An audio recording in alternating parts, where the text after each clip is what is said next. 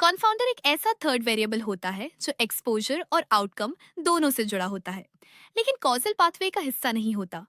इसकी वजह से एक्सपोजर और आउटकम के बीच की असली रिलेशनशिप डिस्टॉर्ट हो जाती है और गलत निष्कर्ष निकल सकते हैं।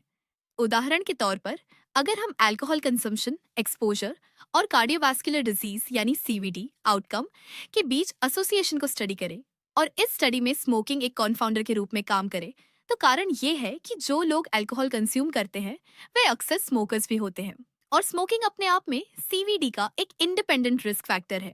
अब ये अनक्लियर हो जाता है कि सीवीडी अल्कोहल की वजह से हुआ या स्मोकिंग की वजह से। किसी भी वेरिएबल को कॉन्फाउंडर कहने के लिए तीन क्राइटेरिया होने चाहिए। पहला, वो एक्सपोजर और आउटकम दोनों से जुड़ा होना चाहिए। दूसरा, वो आउटकम के लिए एक इंडिपेंडेंट रिस्क फैक्टर होना चाहिए।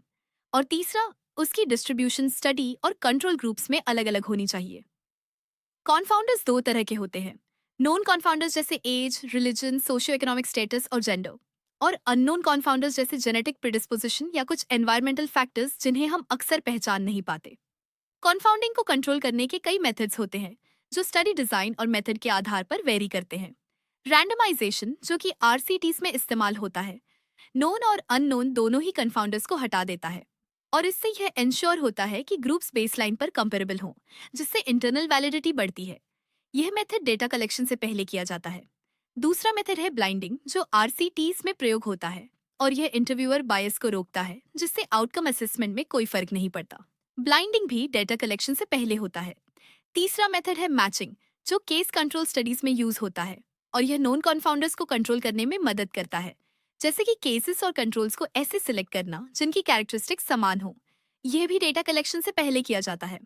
चौथा मेथड है स्ट्रेटिफिकेशन, जो कोहॉर्ट स्टडीज में यूज होता है, और यह कन्फाउंडर और इफेक्ट मॉडिफायर के बीच का फर्क साफ करने में मदद करता है। अगर स्ट्रैटिफाइड ग्रुप्स में एस्टिमेट समान है तो यह कन्फाउंडिंग को दर्शाता है, और अगर एस्टिमेट्स में फर्क आता है तो यह इफेक्ट मॉडिफिकेशन को दर्शाता है। स्ट्रैटिफिकेशन डाटा कलेक्शन के बाद होता है। कन्फाउंडर्स के डिसएडवांटेजेस की बात करें तो ये स्टडी आउटकम्स के इंटरप्रिटेशन को गलत बना सकते हैं और इंटरनल वैलिडिटी को कम कर देते हैं, जिससे एक्सपोजर और आउटकम के बीच की एसोसिएशन क्वेश्चनेबल हो जाती है। कॉन्फाउंडर्स और इफेक्ट मॉडिफायर्स के बीच कंपैरिजन की बात करें तो सबसे पहले कॉन्फाउंडर को डिफाइन करें। कन्फाउंडर एक थर्ड फैक्टर है जो एक्सपोजर और आउटकम के बीच के ट्रू एसोसिएशन को डिस्टॉर्ट करता है, जबकि इफेक्ट मॉडिफायर एक ऐसा फैक्टर है जो एक्सपोजर और आउटकम के रिलेशनशिप की स्ट्रेंथ या डायरेक्शन को चेंज करता है। कॉन्फाउंडर एसोसिएशन पर गलत या मिसलीडिंग इफेक्ट डालता है, जबकि इफेक्ट मॉडिफायर सब ग्रुप्स में इफेक्ट के रियल डिफरेंसेस को रिवील करता है। कॉन्फाउंडर बायस पैदा करता है और इससे गलत कंक्लूजन्स निकल सकते हैं, जबकि इफेक्ट मॉडिफायर कोई बायस नहीं पैदा करता, बल्कि बायोलॉजिकल इंटरेक्शन को इंडिकेट करता है। कन्फाउंडर की पहचान तब होती है जब एडजस्टमेंट करने पर एसोसिएशन बदल जाती है।